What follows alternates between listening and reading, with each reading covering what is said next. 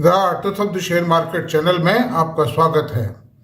मैं भुवनेश अग्रवाल। नमस्कार दोस्तों, बाजार ऐसा लग रहा है, दिखने में तो ऐसा ही लगता है कि बुरी तरह धराशायी हो रहा है। अखबार भी छापेंगे, बाजार ध्वस्त, इन्वेस्टर परेशान, इन्वेस्टर बर्बाद, इतना लाख रुपया इन्वेस्टर की जेब से गया। लेकिन उसका गहन विश्लेषण करने को कोई भी तैयार नहीं है कि बाजार के गिरने के क्या तो कारण हैं, बाजार का कब रिवाइवल होगा, कौन कौन से सेक्टर ज़्यादा गिर रहे हैं, कौन कौन से सेगमेंट मार्केट के कौन से गिर रहे हैं। कोई भी सोच नहीं। दे धड़ाधड़ छापे जाओ और बोले जाओ और इन्वेस्टर की हिम्मत तोड़े जाओ ताकि वो बेच दे, उसकी जो होल्डिंग है उनको बेच पाते हुए। मैं आपको सच्चाई के दर्शन कराऊंगा दोस्तों अभी बाजार की। और आइए आप गंभीरतापूर्वक मेरी बात को सुनिए। ये लिखने वाली बात नहीं, ये सुनने वाली बात है। मैं बताता हूँ, फैक्ट्स एंड फिगर्स के साथ बताता हूँ और बिल्कुल वेल प्रूव्ड फिगर्स हैं। आप देख सकते हैं, खुद वेरीफाई कर लेना मेरी बात को कि मैं कितना गलत हूँ कितना सही हूँ। और फिगर्स ये हैं कि निफ्टी कितना गिरा, ये बताते हैं आप। 26/9/2024 को निफ्टी का लेवल था 26,216। कितना? 26 सितंबर को। और 22/11/2024 यानी 22 नवंबर को ये गिर के आया 23,217 पे आ गया गिर के। कितना गिरा इस दौरान? 70 दिन के पीरियड में ये गिरा 11.5%। और उन 70 दिन के बाद अब कितना गिरा? जो 80 दिन बाद में थे, उन 80 दिन में कितना गिरा निफ्टी? केवल 1%। यानी पहले जो 70 डेज थे उनमें तो गिरा 11.5% और बाद के जो 80 दिन है उनमें गिरा 1%। आज के भाव से, आज का मैंने ले लिया है, बाजार बंद होने के बाद वीडियो बना रहा हूं। आज मैंने बाजार बंद होने के बाद वीडियो इसीलिए बनाया है ताकि मैं आपको सच्चाई के दर्शन करवा सकूं। पैनिक क्रिएट करो, सब बेच देवें और एफ&ओ में काम करने वाले भी ब्लैक बेच देवें। कौन इतनी गहराई में देखता है? ठोको, बाजार गिर रहा है, गिरेगा, मिट्टी हो जाएगा।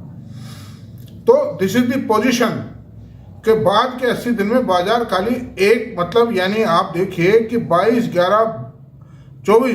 नवंबर के बाद निफ्टी में केवल 1% की नेट गिरावट आई है। मतलब अच्छा, अब अनदर चीज देखते हैं। बैंक निफ्टी में कितनी गिरावट आई है? 26 सितंबर को निफ्टी का हाईएस्ट लेवल था 54,375 और 13/11/24 को यानी 48 डेज बाद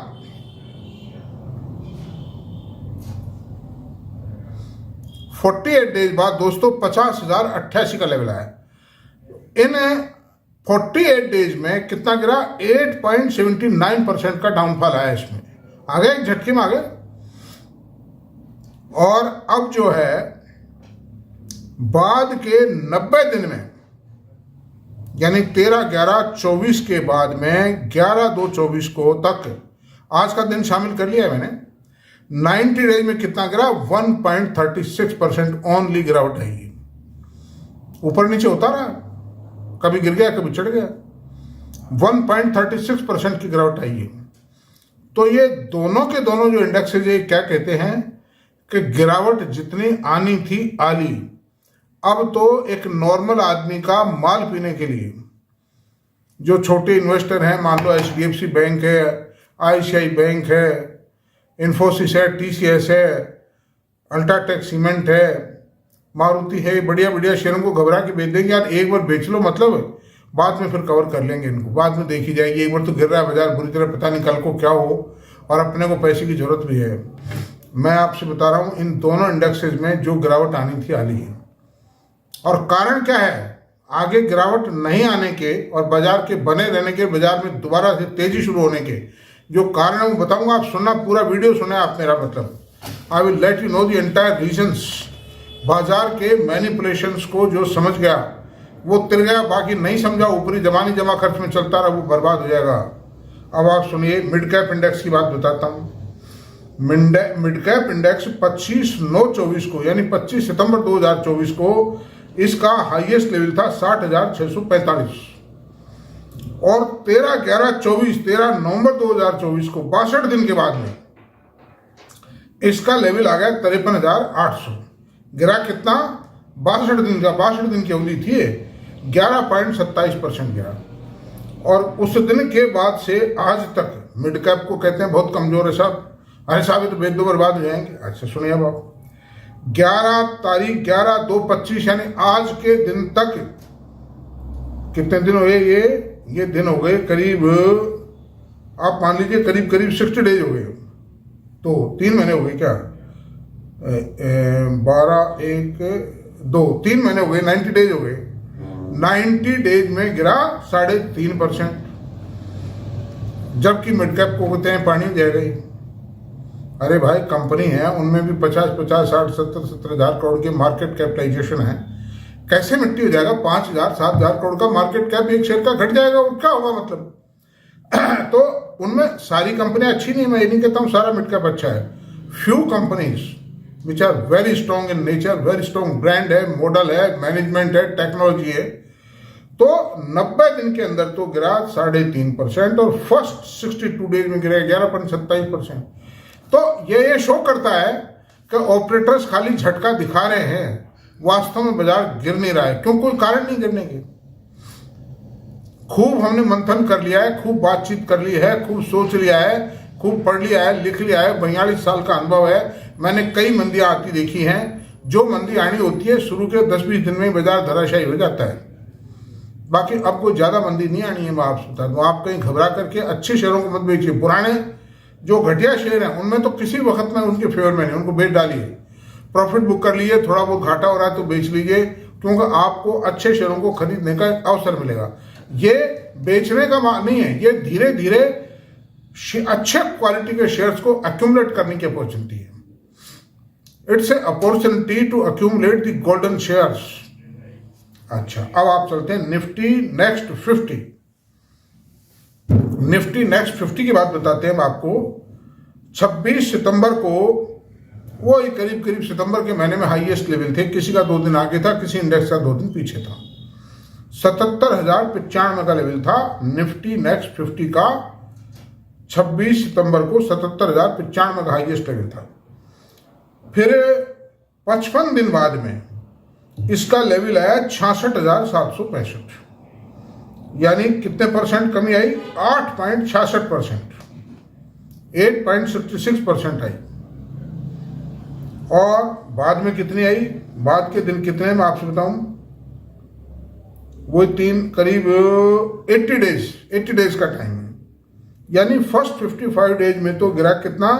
8.66%। निफ्टी नेक्स्ट 50 की बात कर रहा हूं। और बाद के दिनों में कितना गिरा? 8.72% गिरा। ये थोड़ा ज्यादा गिरा है क्योंकि चढ़ावा भी ज्यादा था भाई। निफ्टी से और बैंक निफ्टी से और आईटी निफ्टी से और एफएमसीजी से ऊपर तो इंडेक्स होना ही नहीं चाहिए था। तो इसके कुछ शेयरों को बेजा चढ़ा दिया था, जिनकी लिस्ट यहां दे पाना अभी संभव नहीं है, वो अलग से करेंगे हम। तो इसलिए ये इंडेक्स में थोड़ा करेक्शन ज्यादा है, लेकिन ये भी आ चुका। मैं समझता हूं इससे ज्यादा 1-8% कोई और गिर जाएगा। और ऊपर वाले जो इंडेक्स बताए, निफ्टी और निफ्टी बैंक और मिड कैप, ये भी 1-8% और गिर सकते हैं। अब क्या करेंगे ऑपरेटर्स? 2 दिन गिरा लिया, सोमवार मंगलवार को, पहले भी गिराया था। अब इसको कल चढ़ाएंगे और कोई न कोई अच्छी खबर से जोड़ेंगे, या अच्छी खबर भी गढ़ी जाती है, अच्छी खबर नहीं। अब ऐसा हो रहा है, तो ये पोजीशन है। आपको 4 इंडेक्स की बात बता दी। अब स्मॉल कैप इंडेक्स की बात बताता हूं। स्मॉल कैप इंडेक्स दोस्तों 11 दिसंबर 2024 को 19,466 के लेवल पर था, हाईएस्ट लेवल था 11 दिसंबर को। फिर 13 जनवरी को टूट के 16,925 पे आया। और 62 दिवस भी कहा, 1 महीने में 30 डेज में,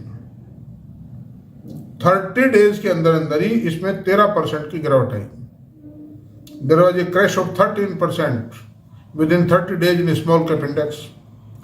लेकिन उसके बाद के जो दिन है, यानी 13 जनवरी से और आज 11/2, बाद के एक महीने में 4.5% की गिरावट आई, जबकि हथौड़े बजते हुए तो खूब दिखाए, लेकिन उन हथौड़ों से टूटा कुछ भी नहीं, मतलब ज्यादा नहीं टूटा, टूटा है थोड़ा बहुत, तो सेंटीमेंट क्रिएट करने से, सेंटीमेंट को खराब करने से टूटता ही है। अब तो 5 इंडेक्स की बात मैंने बताई वास्तविकता, यानी ये शो करता है कि जो गिरना था गिरा लिया सटोरियों ने, ये खाली माल पियो अभियान है, मतलब और कुछ नहीं है। अब चलते हैं, मैं बड़ी आड़ू भाषा में बोल रहा हूँ आज थोड़ा सा। अब हमने कारणों पर खूब खोज किया है। हमेशा मंदी के कारण स्पष्ट दिखाई देते थे, लेकिन इस मंदी के कोई कारण दिखाई नहीं देते, और कारण है भी नहीं, मतलब। और जो कारण थे, उत्पन्न हुए थे, वो कारण एलिमिनेट हो चुके हैं। Those reasons have been eliminated and are being eliminated by the RBI and government both, क्योंकि सेकंड क्वार्टर के परिणाम खराब थे, थर्ड क्वार्टर के परिणाम अच्छा है, कंपैरेटिवली फार बेटर है। ईयर ऑन ईयर ग्रोथ आ गई है करीब, आप समझिए 7% ग्रोथ आई है। बहुत से न्यूज आ जाएंगी moneycontrol.com पे, गूगल पे न्यूज दिखाई देगी कि साहब अनुमान से ज्यादातर कंपनियों के परिणाम बेहतर आए। अरे भाई, अनुमान कैसे लगाते हो आप, ये तो बताओ, क्या फॉर्मूला है? इनसाइडर जानकारी लेते हो क्या आप? इसका मतलब तो आप इनसाइडर हो ऑलरेडी हो, और ये जो बाजार में जो घटक दर आती है इनसाइडर्स के कारण आती है, तो ऐसा कुछ नहीं है। 7% की ईयर ऑन ग्रोथ एक उस गिरी है हुई हालत से उठाव को दर्शाती है, जबकि सेकंड क्वार्टर के परिणामों में कम से कम 10-15% की माइनस आई थी ईयर ऑन ईयर।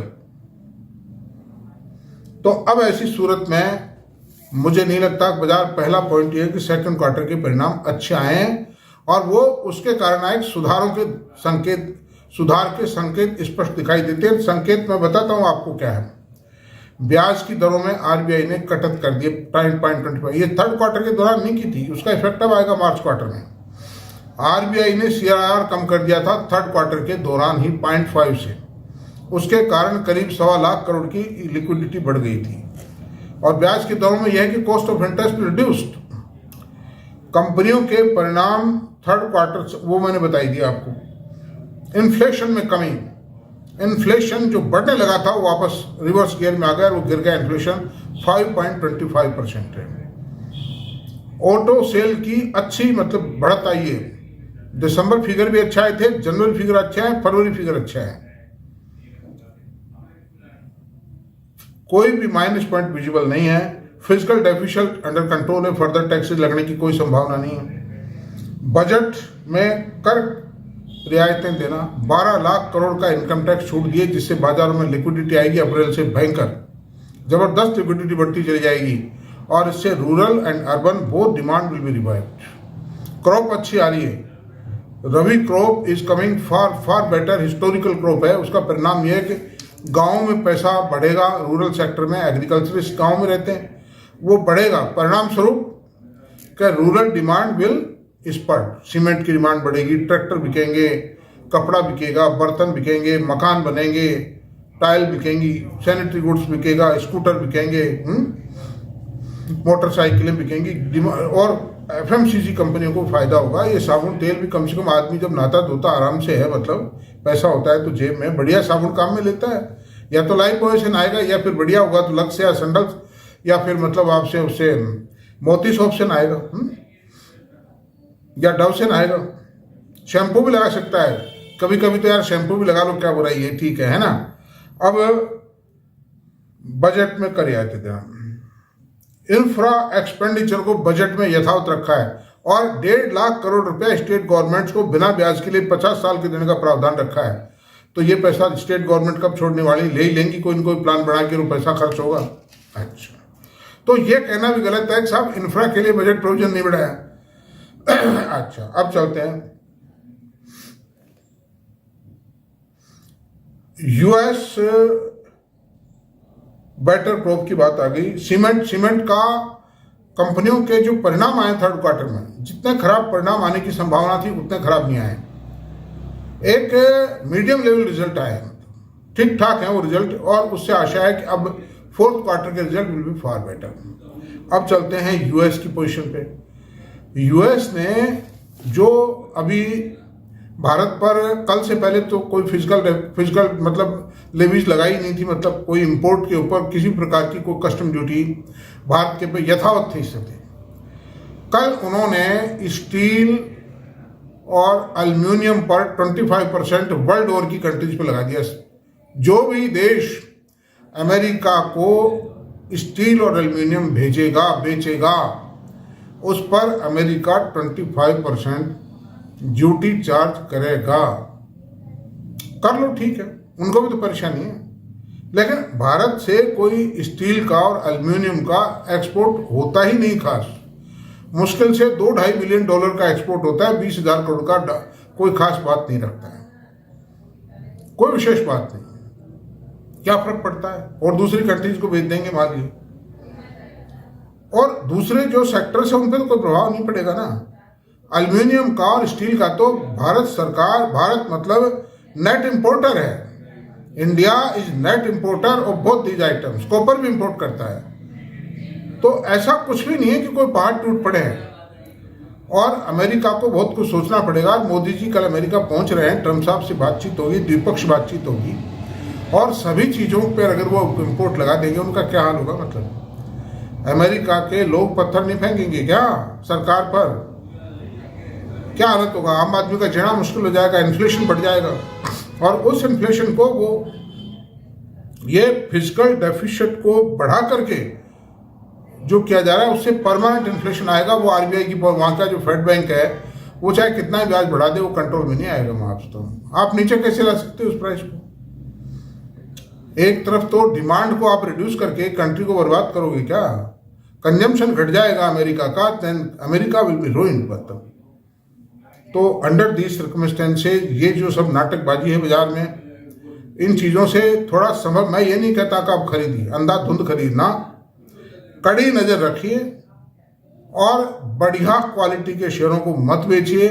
और अगर लिक्विडिटी अवेलेबल है तो 2-3-4 दिन देख लीजिए, उसके बाद धीरे धीरे, जैसे HDFC के 5 शेयर खरीदो आप हर 3-4 दिन में, इन्फोसिस TCS के 5 शेयर खरीदो आप। ज़्यादा का खरीदते हो मतलब ज़्यादा मत रखिए। ऐसा मत कीजिए कि साहब आपको रात को नींद नहीं आवे ना, ऐसा कुछ मत करो। 5 शेयर हर हफ्ते 5 शेयर खरीदो TCS के, वहाँ से इन्फोसिस खरीदो, 5 IDFC बैंक खरीदो, 5 रिलायंस खरीदो, अल्ट्राटेक भी खरीद लो, अंबुजा भी खरीद लो, अडानी पोर्ट भी खरीद लो। इस तरह के जो भी शेयर आपका मन भावे, जो भी आपकी इच्छा करे। मैं घटिया शेयरों में काम करता नहीं हूँ, ना सलाह देता हूँ, उनमें आप करिए, आप एक्यूमुलेशन, कोई दिक्कत नहीं है।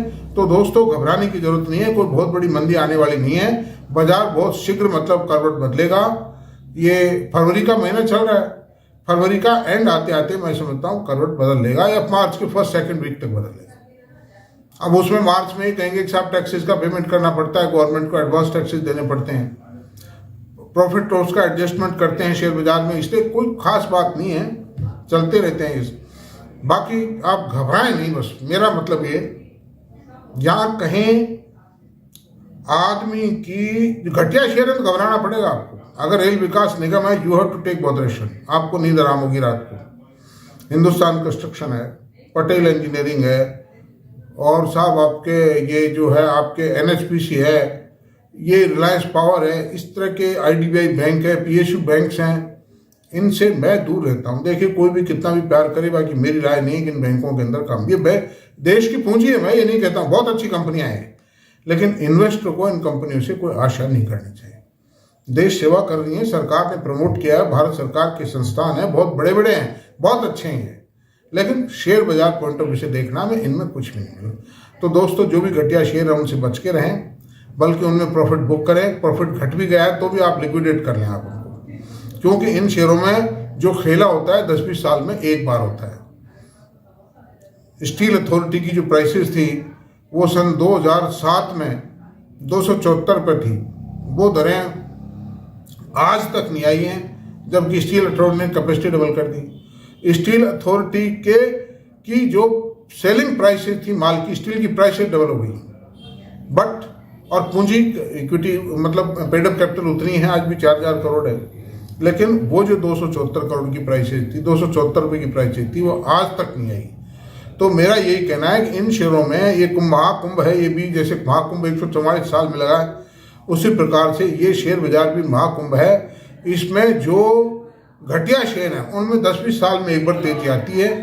जो ना लेता है उसमें, और जो बिना नहाए रह जाता है वो रह जाता है, खत्म किस्सा, पूंजी गलती चली जाती है। That's all, this is my experience. तो थैंक यू दोस्तों, आपको मेरी पूरी सहानुभूति है। मैं पूरी तरह से तहे दिल से जो कुछ मुझसे हो सकता है मेरे अनुभव के, ज्ञान के, अध्ययन के आधार पर मैं आपको दूंगा। अगर मेरा वीडियो पसंद आया है तो प्लीज़ इसको सब्सक्राइब करें, लाइक करें, शेयर करें, कमेंट करें। Thank you very much.